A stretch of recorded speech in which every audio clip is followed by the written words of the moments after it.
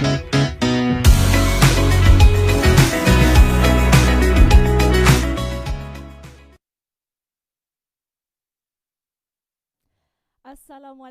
and good morning. My name is Izza Izelan and you're joining us live from Mereka Publica on today's episode of Relatable, Sinar Daily talk show that focuses on empowering women and also current affairs and issues concerning women here in Malaysia and across the globe. In today's episode, we will be discussing about the third person or third party in a marriage. Who is this third person and how can it interrupt one's marriage? Join us on the discussion of Marriage Interrupted, the third person, happening right now. Marriage is when two people become one unit. But what happens when there is a third person trying to whistle in? Often we hear this third person as a secret lover or such. But did you know this is not necessarily the case? They could even be our own family members, friends, or even random strangers. They often confuse, disrupt, and interfere the relationship regardless intentional or not. Today, if a third party disrupts a marriage, the partner can file a lawsuit under the Syariah Criminal Offences Selangor Enactment 1995. However, the challenge does come with difficulties. And in the latest episode of Relatable, we will be diving deeper on what can be done to address this issue. Marriage Interrupted, the third person, hosted by Izza Izelan, will be talking to a panel of experts about the hardship in dealing with an interrupted marriage, the psychological and physical impact, as well as the Sharia law's perspective on these cases. Stream Relatable live this Tuesday, July 26 at 11 a.m. on www.sinardaily.my and Sinar Daily's Facebook page.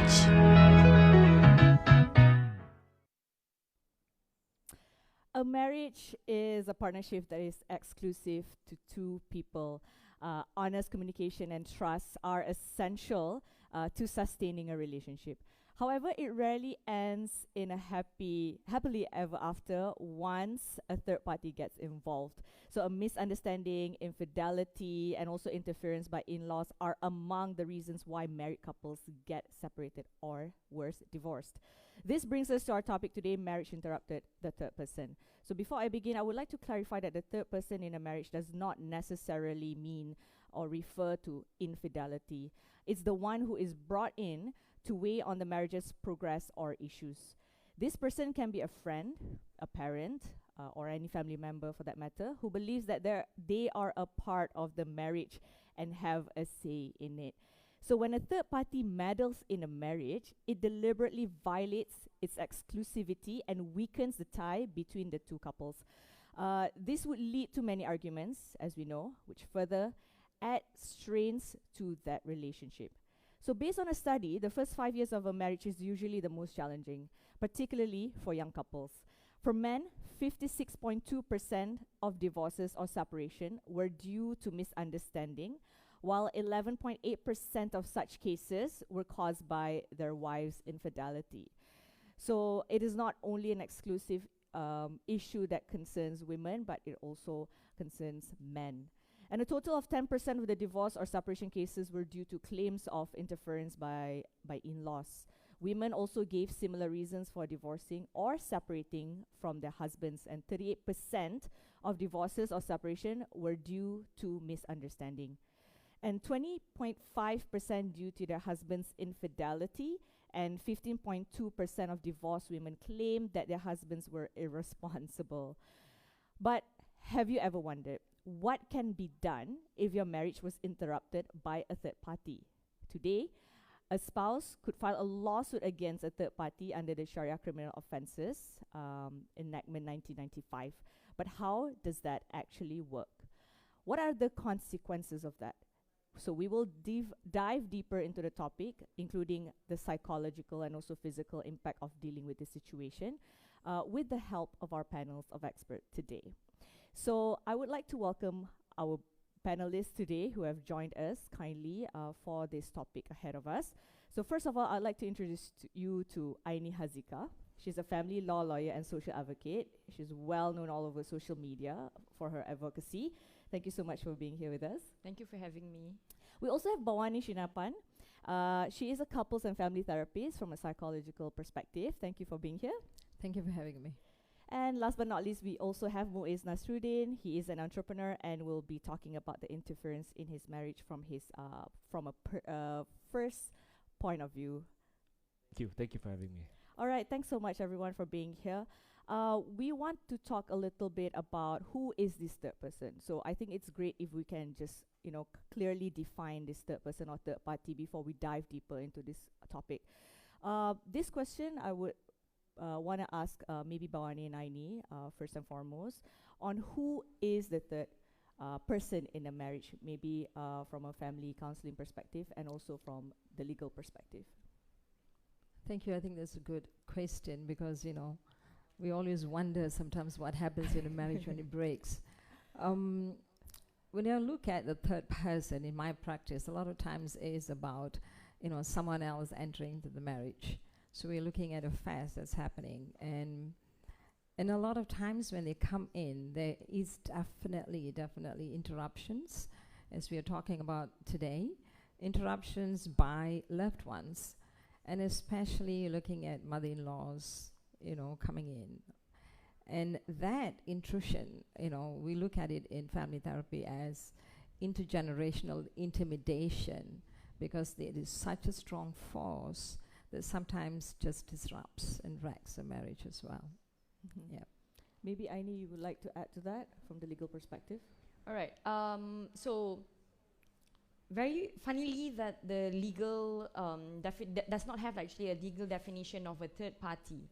We do cover in the perspective of like the third party, which is like covered by both Sharia and also civil law, but there is no clear definition of the third party. But it is very understandable, as mentioned by Izza and also Ms. Bawani, that third party also does not actually just concentrate on just like lover or that kind of perspective. That is usually what is seen out there usually, but most of the time also includes even sometimes family members, not just parents but also sometimes siblings. You talk about like friends. We do have some cases where friends intrude into marriage, especially or in a relationship that has caused disruption to the marriage or that relationship. So we're not just talking specifically where it is just like the third party, which is generally people thought that it is a lover, the third person, but third party or third person will also include all these people. Mm-hmm. So the definition is actually much broader to include anybody who actually disrupts one's marriage. If I may add a little Yes. bit. You see, when you are distressed, you do go and seek solace, and especially when someone who's close to you. So it could be a parent, it could be a sibling, it could be a best friend. And what would your best friend do? You would probably just talk about your distress, your hurt, your pain, and you will blame the other party, which is your spouse. So what your friend will do, she will be there for you, and she only gets one perspective, which is yours. That is true. Hence, this is where the problem starts when they come in.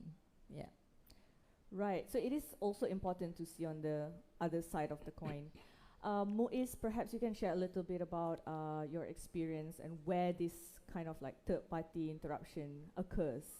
I think before I start, I would just like to clarify, based on my opinions for this session, it is more on perspective where I'll share based on my knowledge and my observations. It has nothing to do with my personal experience. I just have to highlight that. I wouldn't want to get myself in trouble. Yeah, we'll talk about the Correct. repercussions of also discussing So, about this. basically, I had a short marriage. I think things went sideways after a while. I think I'll share that a bit further later on. But yeah, it involves third person. Yeah. Okay, thank you so much for sharing. How can a third person impact one's mental health and also emotional health? Right, I think I'll go first in that sense. I think it's a lot to do with the reason of romantic love comes in. There's so much of an idolized falling in love and getting married to the person. So then you get married to this person, you have a lot of aspiration of living the life with this person. You give your heart to this one person. And then you have your partner cheating on you, right? So the devastation is as much as your heart cracks and open, the amount of pain that this person goes through. Because I see that in the couples that come in regards to issues of, infidelity. So it's a roller coaster of so much emotion, very much similar to the reaction of grief. Because you lose this person, it's a loss. So it's a betrayal of trust. So there is so much of pain that is involved. And of course, a lot of anger. How could you do this to me? Yeah. And a lot of answers. You can't find the answers. Why and what did I do wrong? Or what was there out there? Is it my fault? So there's a lot of also mind game that goes on. And it's so much of anguish that happens in the person who is the one that, goes through this betrayal. So it's a breach of trust, basically.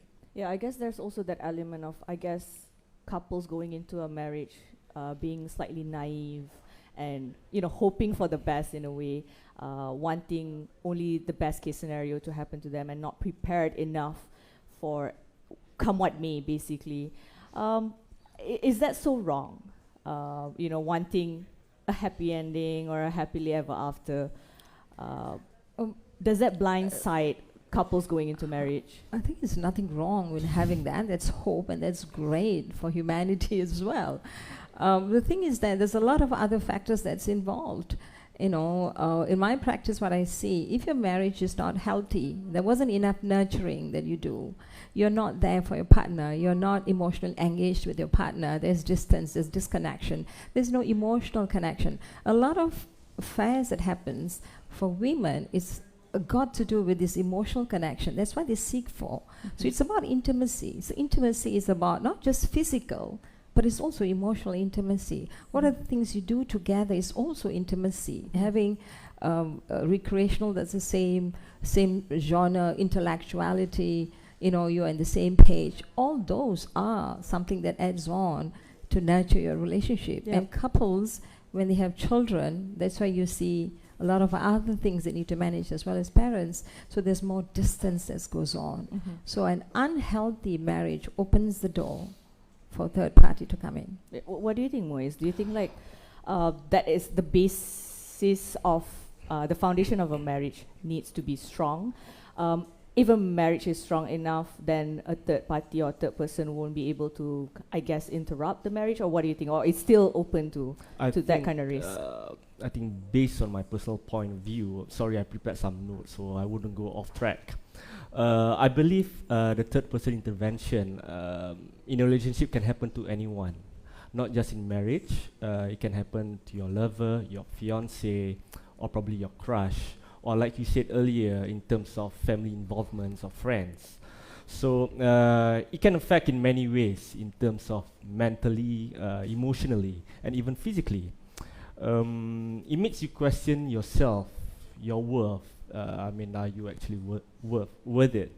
And you tend to lose confidence in yourself because you keep comparing yourself to the third person, and which is unhealthy. It's hard to say because each and every one we go through different set of scenarios. So when your head is busy with all these questions, you tend to lose focus on your family, your friends, and your job. So I wouldn't want to wish anyone to go through what I felt. So that's my personal point of view. Yeah. All right. Thanks so much. Yep. And is it the involvement of a third person or a third party in a marriage considered a kind of abuse? Well, you look into mine will be a bit more on the legal aspect of it. We look into like the Domestic Violence Act, all right? Psychological abuse or emotional abuse is defined clearly in the Domestic Violence Act as an abuse. So when we talk today about most probably all this kind of like problems that's happening in like marriage especially would of course involve your emotion. psychological effect, all right? So it is actually can be considered as abuse, but it's, you know, when it is of course defined in the law, you know, in the Domestic Violence Act, it defines how, you know, if let's say something, you know, and commission of act, for example, that could actually cause psychological abuse or later an emotional abuse, that is defined under the law. But how do you actually, at the end of the day, how do you actually prove it? You know, show it that it is actually impacting you.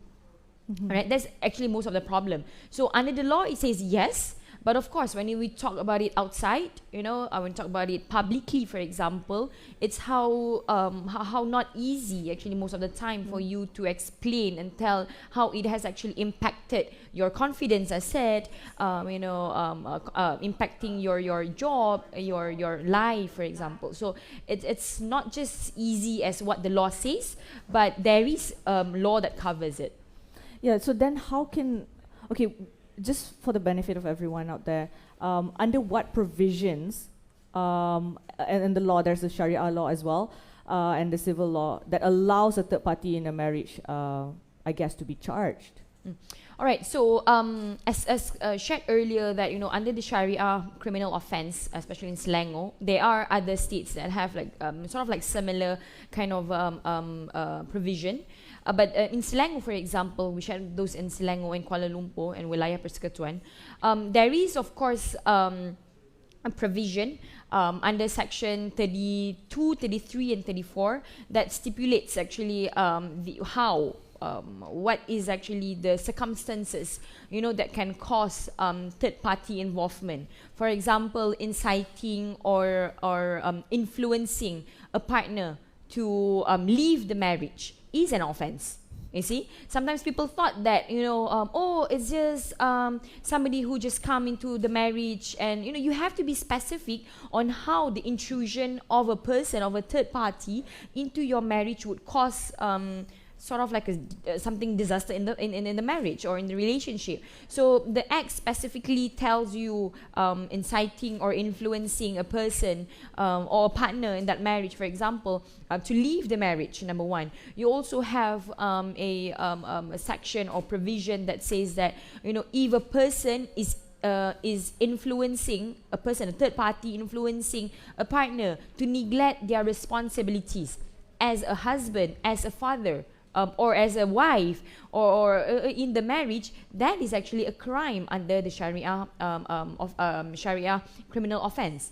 All right, so there is quite the specific. So section 32, 33 and 34 specifically actually talks about like these issues. Right, okay, and we want to dive slightly deeper into this as well as touch on the psychological impact and also emotional impact of the third party into one's marriage. But we will go for a commercial break for a second. Don't go anywhere, and then we'll be back.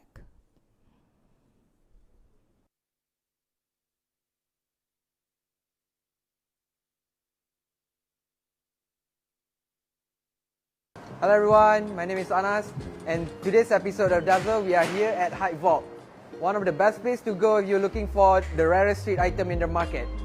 So let's check them out.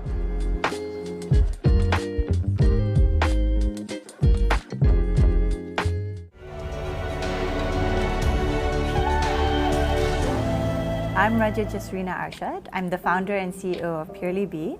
We're a leading health and wellness lifestyle brand and community platform in Malaysia and Southeast Asia. Our mission is to make it easy, affordable, and sustainable for everyone to live healthier lifestyles and improve their health through lifestyle change. So there's no question about MOU 2.0 because I think the MOU will not be ended on 31st of July. A lot of people thought that MOU is ending on 31st of July. That is not happening because MOU understanding is that the government will not dissolve Parliament before 31st of July. So there are still items under the MOU which have not been delivered by the government, and we are still holding the government to accountable. Probably the shiniest sneaker in the market. It's made as a collab between Cactus Plant Flea Market, Swarovski and Nike Dunk. The entire shoe is handcrafted with Swarovski crystals. It only released once and only for a few hundred pairs. Kylie Jenner was also spotted with it, and then it made the demand for this sneaker even higher.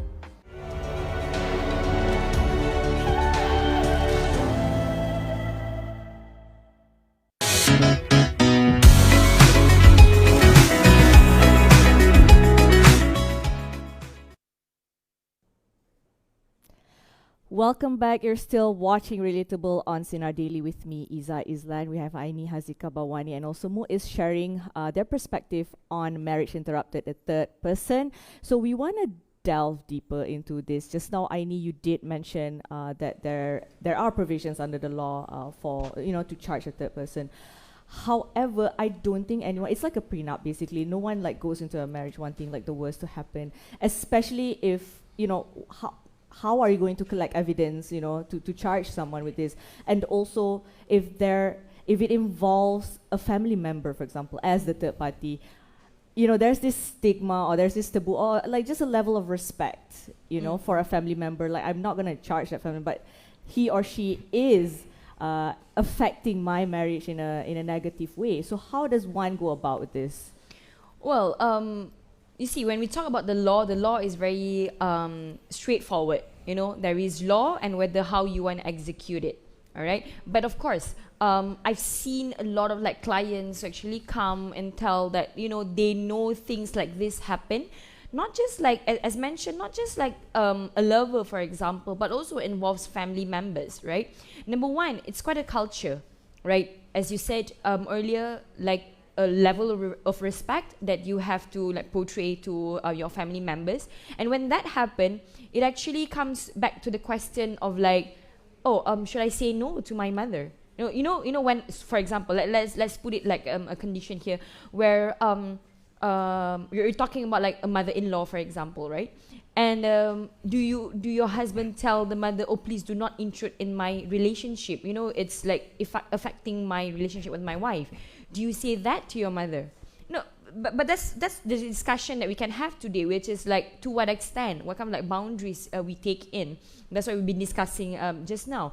But the law says that, it can actually take action over these people, anybody who is considered as third party. And when that happens, of course, there are procedures that you have to take on. But, it doesn't matter. But that's number one. Number two, also, of course, when you talk about like these problems, right, you can't be going to the Jabatan Agama Islam, for example, and just tell them all these stories. Mm-hmm. You need evidences. Yes. You go into marriage not to collect this kind of evidences.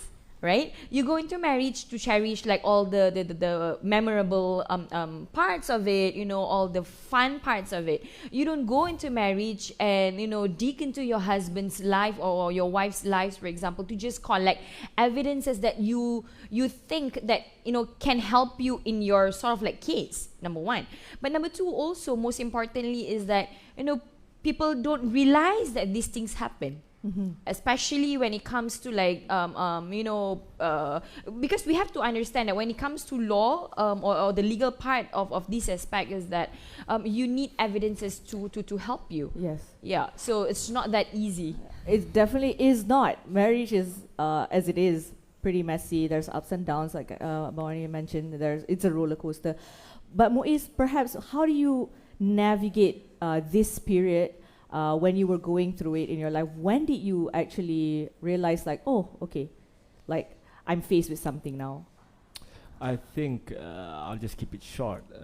When I realized is that, of course, in certain activities between two partners, there are certain activities between the both of you changes immediately, actually, I would say, in terms of your partner's attitudes, affections, and also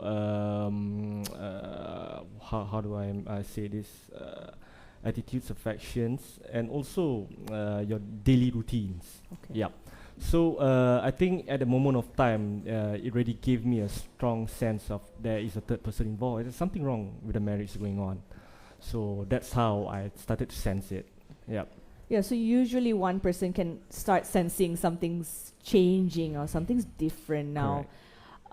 But surely that's not a strong enough statement or sometimes story. It's not just like third party. You feel that there's something amiss, Yep. but you don't know what it is. So, you know, when you go into like, do you actually tell your partner, oh, do you have a third person with you? You know, you can't be like just suddenly just go or jump into that conclusion. Presumption. Correct. Yeah. Yep. So but there's a lot of intuition as well, because this is an intimate relationship and you know your spouse more than anyone else, right? So any slight change in behavior is noted. And a lot of times spouses are in denial that something is brewing. So they think, nah, you know, it cannot be, you know, so they themselves negate what they see or observe. So that's also another issue that goes on with avoidance, right? And this is a secret. So you will see your partner doing things, suddenly he goes missing and is doing things in secret, is looking at his phone, there's a password in the phone. So things that he doesn't do in ordinary or she doesn't do it out of the ordinary. So this is where you catch, you know, something is amiss, as Muiz was saying, and the behavior. So I suppose work on your gut feeling, because that will tell you the truth. Yep. Right. Okay, so from this, you know, facing this situation, starting to realize that there's, you know, something missing or something's changing, what should one do in a marriage, you know, as a preventative measure rather than, you know, jumping into conclusions or going into assumptions? Is family counseling or couples therapy the best next step in this case? So we're looking at the family, we normally look at when they have kids and all the stuff, but this is very much of an affair of couples. So it's very private in a sense when you're looking at if a partner or a spouse is having an affair, right? So best is to go for couples therapy and work that out. And a lot of repair work need to be done. And it's like you really need to go into the roller coaster of this emotion I'm talking about, because we need to address the pain, the betrayal, the hurt and all that, and witnessed by the person who caused those betrayal, you know, the pain.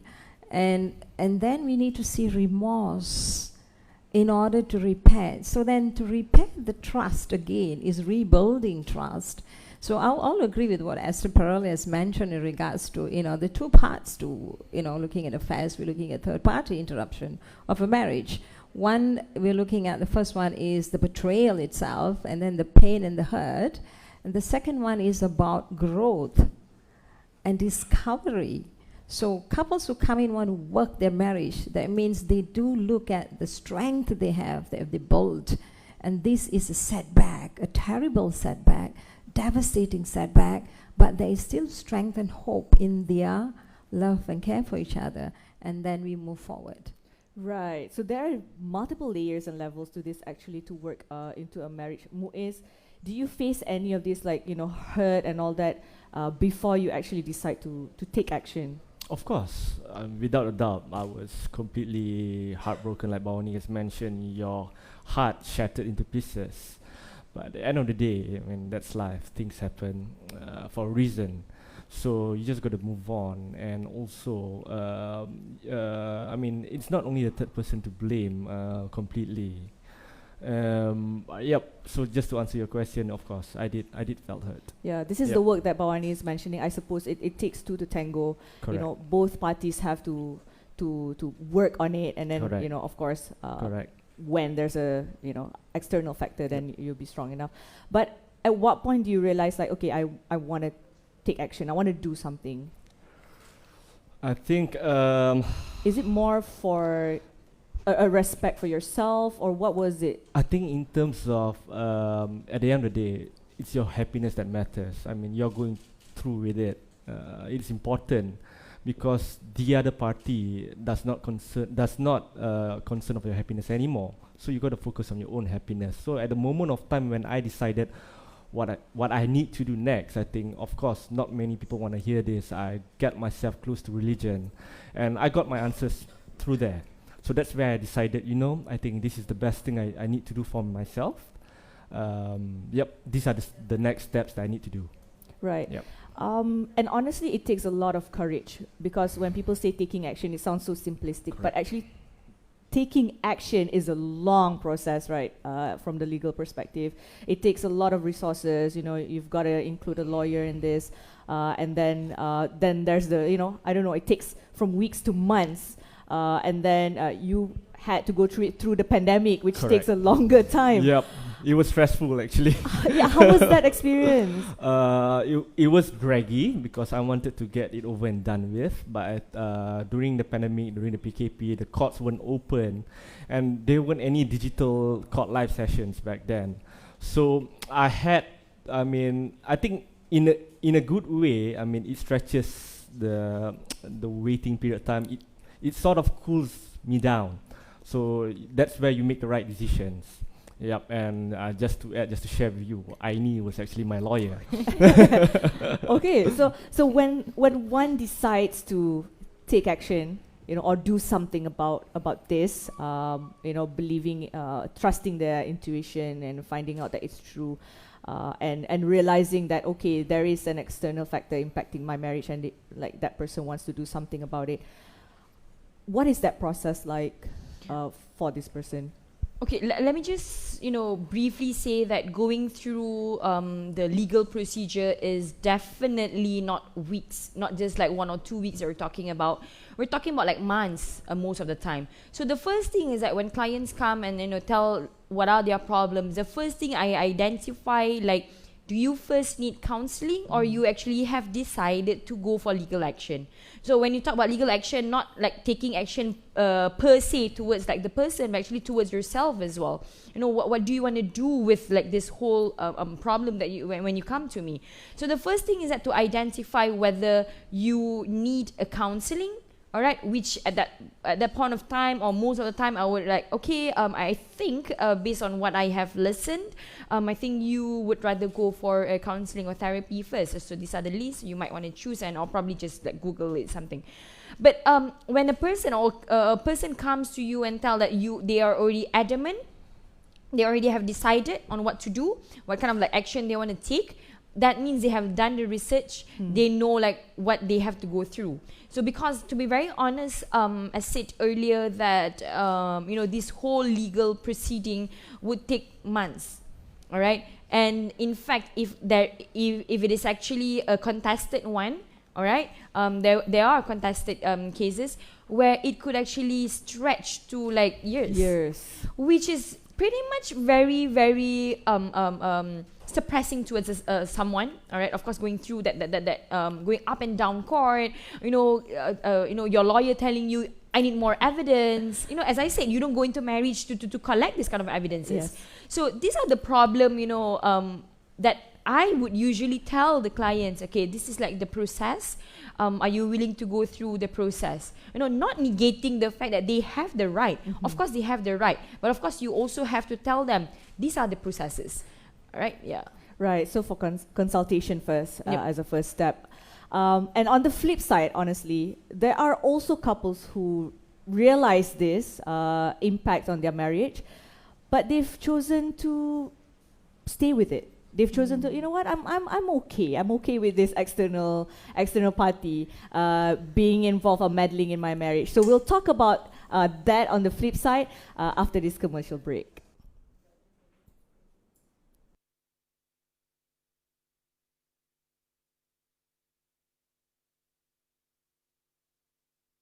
Hi, I'm Arpit Goyal, and I'm the co-founder of Hypewall. Hypewall is a leading streetwear and luxury brand based in Malaysia, and we pioneer ourselves in selling 100% authentic products in Malaysia. Our bestseller product that we launched in the market with when we started doing products is Pegaga by Purely Bee. So Pegaga, as a lot of people know, is a type of ulam, but they don't realize how powerful it is. It's actually one of nature's most powerful healing herbs for brain, skin, digestion, immunity.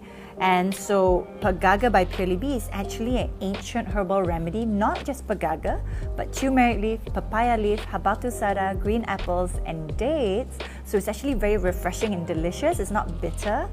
And all you have to do is take a scoop, mix it into a glass of water, and drink it every morning, every night.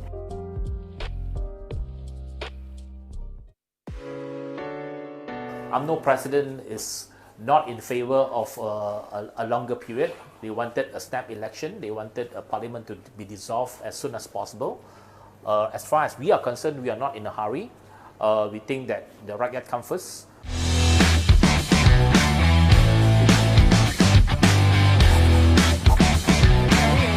of highly coveted brands such as Air Jordans. We have 1, 2, 3, 4, Nike Dunks, Nike SBs, Yeezys, and more. We've got the Air Jordan 1 UNC. These are super rare Travis Scott Air Jordan 1s, which are the first ever collab between Nike and Travis Scott. Welcome to our warehouse and fulfillment center where we have all of our products.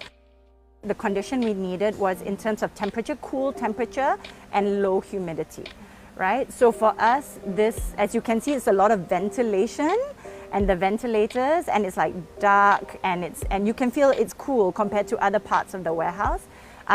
It was rare for us to find a center that could accommodate that needs because our product is food and is for health, and it can get oxidized, so it affects the shelf life if it's not kept in this kind of temperature. So those are the kind of things that we looked at in terms of how to ensure it's safely stored and preserved.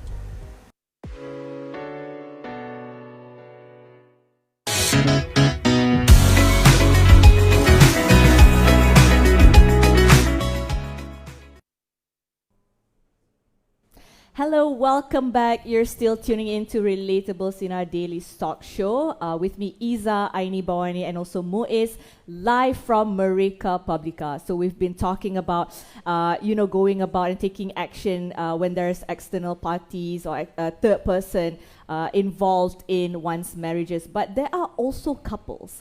There are also couples who are aware of these external parties, are aware of this third person, intruding or intervening in their marriages and have an effect on the harmony and the love, the trust that they have within these marriages, but choose to stay in the marriage, choose to accept this third person or choose to accept this external party. So we want to focus on that as well, and what kind of like psychological and emotional impact that might happen to the people in this, I would say, this trifecta. Now it's a triangle already. Okay, so maybe Bawani, maybe we can start with you. Taking note that there are couples who are okay with this. Let's say there's a lover involved, and especially in Muslim couples, or Muslim marriages, there is an allocation for polygamy and all that. And some first wives is like, okay, you know what? Rather than you do this, maybe you can marry this person, and then I'm okay with you having two wives. For non-Muslim couples, then that's not possible. But there are some couples who choose to accept this. Or let's say there's a mother-in-law, father-in-law involved, and that's a family member that you can't cut out of your life, or can you? So what do you say to these kind of couples? Right. So we're just going to look at, a lover example, perspective, right? And then I'll probably look at the mother-in-law example that I can give you. It's different between looking at me seeing a Muslim couple as well as seeing a non-Muslim couple. So I think the pain of managing this psychologically is the same. Knowing someone else has taken that affection of your husband, then now you need to share this. But because religion allows you to do that, and then I normally advise them to go and seek to get that religious experts to help that in that sense, and come in for counseling to help her manage and help him see how much she is going through with this. Because it's about fairness. I think in Islam it's about fairness. You need to treat your wives fairly. But then there's a pain if there's a betrayal that started first. There's a pain. So then we need to learn, you can't forget, but you can learn to forgive. Forgive is a will, a choice that you want to do. So one of the way to go about it is to forgive that affair had happened and learn to accept. And and I think in Islam, somehow rather it gives you a sense of you can go on allowing that so long the husband is fair. Yeah. All right. And the other example is the mother-in-law. This is when I was in Singapore. The mother-in-law came in with good intentions, and she was there to help the couple when they had a child because both of them were working. But then when she came in, she eventually took over. She took over the kitchen, she took over the household, she started dictating and all, and this is the only son. And so therefore, the wife became so depressed, and she was seriously, severely depressed, and she came for counseling. And then I had to call the husband to come in, and we realized that he can't separate his mother and his wife. He needs both. But then his mother is more important than his wife, so he issues a boundary. He cannot tell no to the mother, so the wife has given up. And she started depressing, and so in the end, she opted out from the marriage. That's how strong a mother-in-law can be sometimes. It's scary. Yeah. Yeah, this is the person scary. factor that we are talking about. And I like that you mentioned about being fair. There is, of course, it is allowed to have multiple wives or partners, I suppose, as long as you are fair. But it is also important to note that it is first and foremost, more importantly, to be fair to the wife that you first married. Fairness in every marriage is important. So how does one go about, reconciling with the fact that, I'm hurt. I feel like I want to take action, but you know what? It's a long process. I don't have the resources. I still love my husband. So I'll just stay. So what do you say to this? Well, people thought that, you love your husband, you're depending on your husband, for example. All the factors that you were saying just now, the only resort to it is actually to stay in the marriage, or not take action. People thought that is the only option that they have, all right? But, in actual fact, right, if, let's say, you love your husband, for example, or you love your wife, and you still think that this is not healthy, that's something that you can do. You still can do something about it. It's not just, I love my husband or my wife and I should just stay in the marriage. Because the perspective or the culture has made it that way. Well, a lot of people think that, I love means I stay. It's a marriage, so it should not be, it cannot be broken down. You have to sacrifice my happiness. But the thing is that, after some time doing a lot of family law matters, I saw the idea of not just concentrating on telling that person that divorce is the only answer, because a lot of couples actually are scared of the word divorce, of course, because of another factor of culture, stigma, etc. But you have to see another perspective of it. Sometimes things happen, and without you realizing. Of course, you realize that you had gone through a phase where you had another relationship outside of the marriage, but there are couples who actually gone through that and come back. With the right method, right. Like we were saying, going through counseling. No, I'm not here to advocate that stay on the marriage. No, I'm not advocating for that. But clearly there are options. We're telling people out there that there are options. You're not here to just come to a lawyer. I want divorce because I saw my husband with somebody. It's not that. To be very fair, if you ask me, because today I'm here as a person who can tell professionally what are the options they have. So, let's be clear that there are options that people can opt to, not just being here, I want to go for divorce. Yeah, that's correct. And Muiz, in a simple sense, you opt out. How did you make that call or make that decision and, be okay with that? Is it because, the trust has been broken, or you don't see a way where you can reconcile with the partner? What made you decide, you know what, I cannot do this anymore?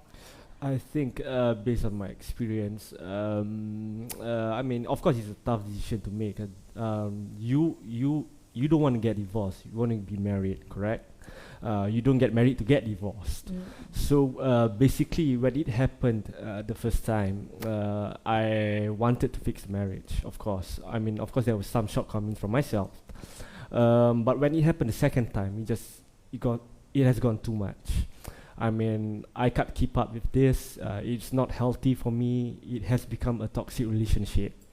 So I think that's where I decided, of course I've seek opinions from my closest friends. I did not involve my family at the moment of time. I only involved my family when I decided what I need to do next. So I'm grateful that I mean to my friends that who was there for me. I mean, I ran to them and I had someone to talk to. I mean, it's not easy going through it alone, of course, and it's of course some part of you feels ashamed because most of your friends at my age are married, happy with kids, and I'm the first person among my friends that will be get divorced. So I mean, I would like to say thank you to my friends. You know who you are. I'm forever grateful for you guys to be there for me. Support system. Yep. The support system is really important. I mean, you have to keep that in mind that you're not alone. Yeah. Right, and we spoke about the triangle just now. You know, there's these two couples, two individuals in this partnership, and then there's a third person. We haven't really touched on the third person simply because, you know, we are not represented here today and to talk about it. But this is a very important role that this third person is playing, be it a family member, a friend, or a lover. Where do you think that this sense of entitlement that this third person feel that he or she can interrupt or intervene in one's marriage?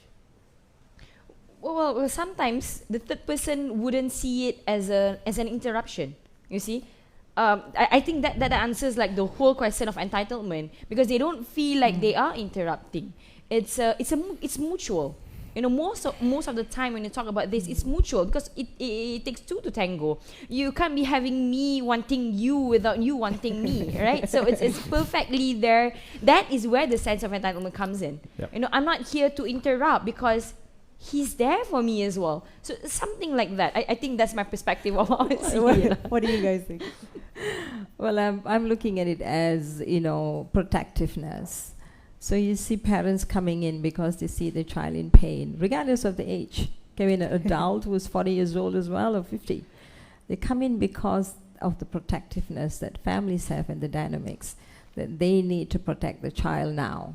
So they come in full force. So therefore, this is where the intrusion comes in without even seeing balanced of both sides. So we need to also understand what is happening on the other side that has caused all this thing, and what did your son or daughter contributed that made this thing, you know, not healthy, or, you know, what's a missing element in your marriage that has opened up a third door, as I mentioned earlier. Right, so the protectiveness is good. It's intentionally benevolent, yes. But when it becomes too much, they don't know the boundaries. So this is where they come in not knowing they should stop and where to stop, because of the sense of love. They need to care and make sure they protect this pain that's felt by this child of theirs, you know, for all these years. So I find that very hard for interested parents. So hence, family therapy is amazing when you have everybody in, with the therapist there, really going to the integrity of what is going on. And that's when we get these parents to come in as a support system, a resource to rebuild this to individual if that's what they want to work on, rather than pointing finger and blaming. Yeah, I think it comes from a place of love, right? We don't want to punish parents, you know, for wanting to support, I guess. So setting the boundary is really important here, is what I'm hearing. What do you think? Where is that sense of entitlement from this, you know, third party, like, intruding? I think I have to agree with Bawani and Aini. I mean, they are the experts. Based on my personal point of view, of course, it takes two to tango. Cheating is never a mistake. It is an option, actually, and I believe, from my point of view, that it is unfair to the person who's going through it. So yeah, that's about it. Okay, and in your experience, you choose to step out. Why do you think this is important also for one person who's going through this and deciding, like, you know, I don't want to accept this anymore, to take the action to step out from that in a, I guess, harmonious way, in order to ensure happiness for all parties? Yep. To me, your happiness is your priority. That's it, full stop. Your happiness is the most important thing. And if it's not meant to be, it's not meant to be. Move on. Yeah. Moises, lawyer, maybe. when you consulted him, you know, maybe in a sense, like, for people who are going through this, I'm sure there are many, whichever level you are at currently, you know, whether it's a lover or it's a parent-in-law, or it's even your own parents and family and friends. Friends also play an important role in that support system and that circle that we mentioned just now. There will be one or two who's like, you know, they will be biased because they're your friends. Yep. They'll be like, okay, I'm on your side. I'm on your side. Oh, he or she is wrong.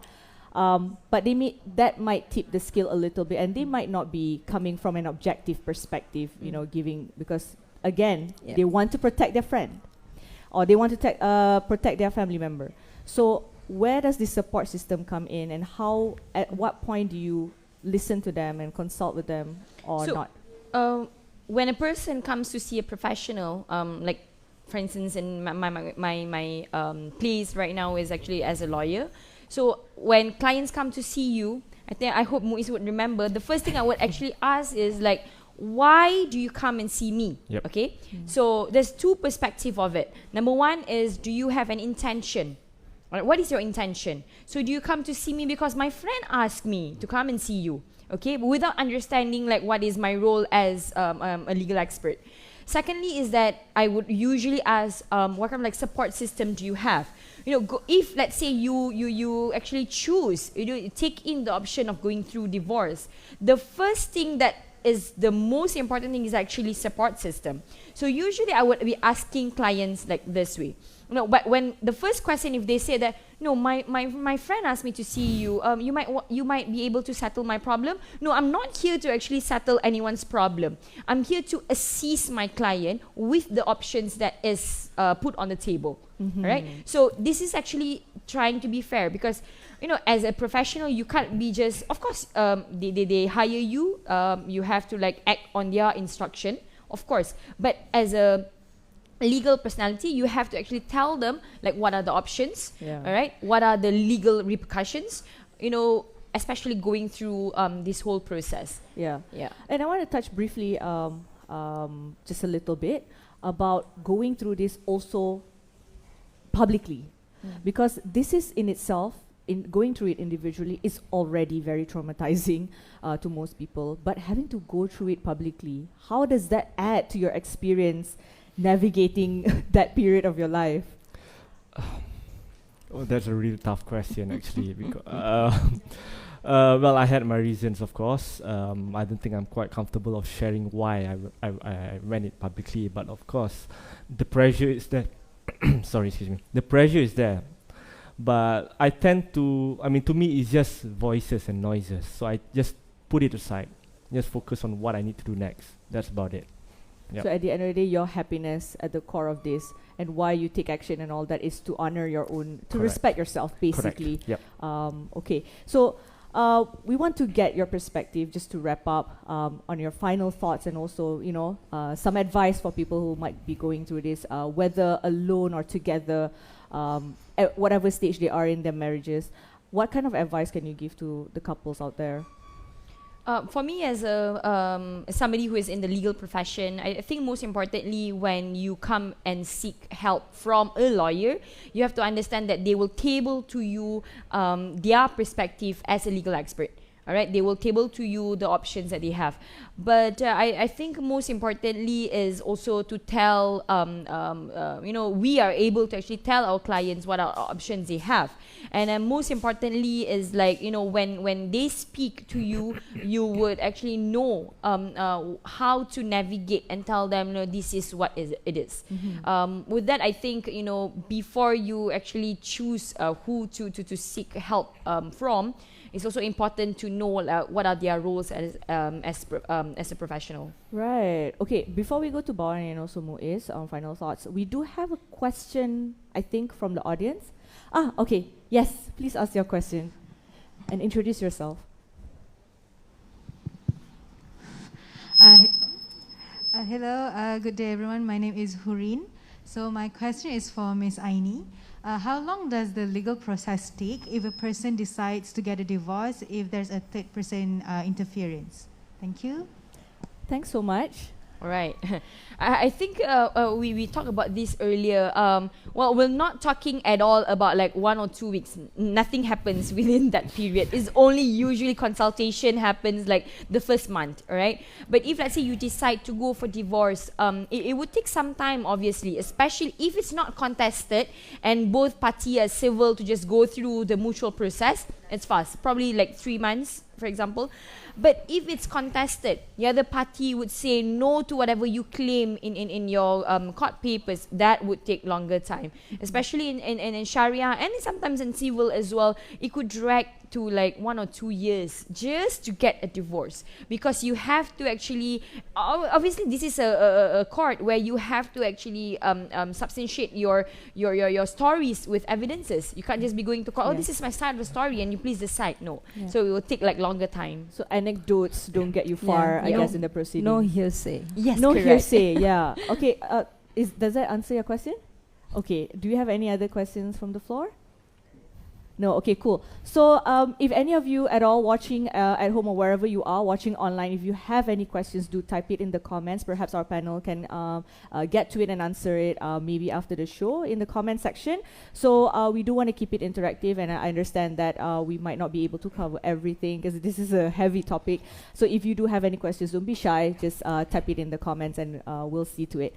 Okay, so Aini has shared just now just her point of view for couples out there going through this. Bawani, maybe you want to share some, encouragement. So I'm coming from a profession where there's a lot of care and hope. Yeah, and we know out of research that a lot of couples who seek divorce, they actually didn't want to get a divorce. There's a lot of pressure sometimes, they succumb to those pressures and thinking that's the right thing to do. And some remarry the person they have divorced to. Yes. And these are really huge research that's done in US as well as in other countries like Iran, in regarding to how they can cut the costs of litigation. So, Aini was talking about the process that is really long. So it's so important that you nurture your relationship first. We fall in love for a lot of reasons that match at that point of time.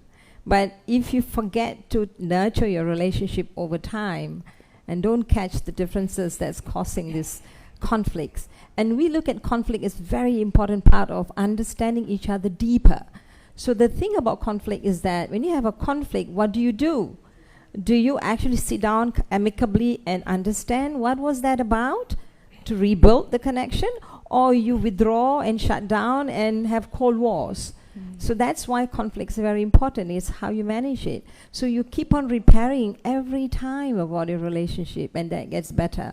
Self-discovery about each other, because you come from 2 different families, 2 different values, 2 different background, history, geography, God knows what else there's differences in both of you when you get married, right? You have aspirations, yes.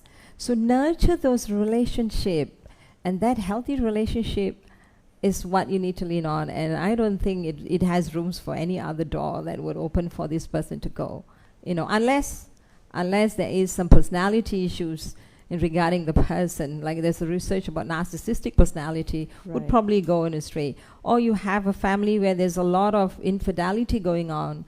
So that is something you've learned growing up. So all this stuff does impact what you bring into your marriage. So we always go back to the family context to understand what goes on as well. So nurture the relationship, build that relationship to be a healthy one. And I think that's the gist that I wanted to say. Right. Okay, thank you so much. Is? I think to just summarize it, I honestly don't think that I'm fit to give a proper advice, but based on my experience, I think it's important for you to take a step back and ask yourself, is it all worth it?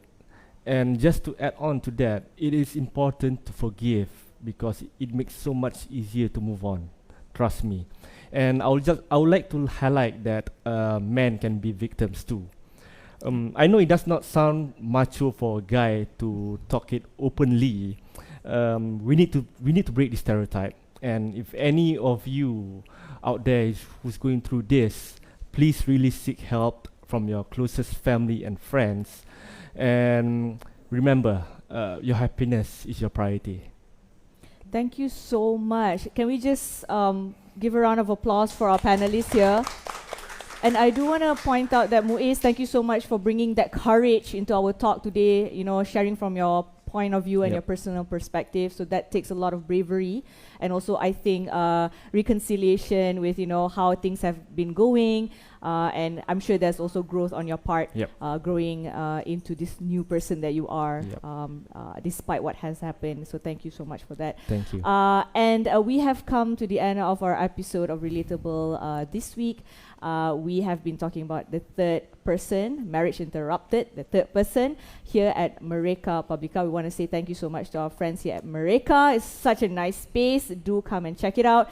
And thank you so much to our panelists, Aini Hazika, family law lawyer and also social advocate. We also had Bawani Chinapan, who is a counselor, family and couples counselor, and from a psychology perspective. We also have Muiz Nasruddin sharing from his point of view and also personal experience. And last but not least, thank you so much to our live audience here. Thanks for joining us. And that is all for Relatable this week. I am Izza Izelan. We'll see you in the next episode on Sinar Daily. Do follow us on Facebook and also Instagram at Sinar Daily. Assalamualaikum and have a great day ahead.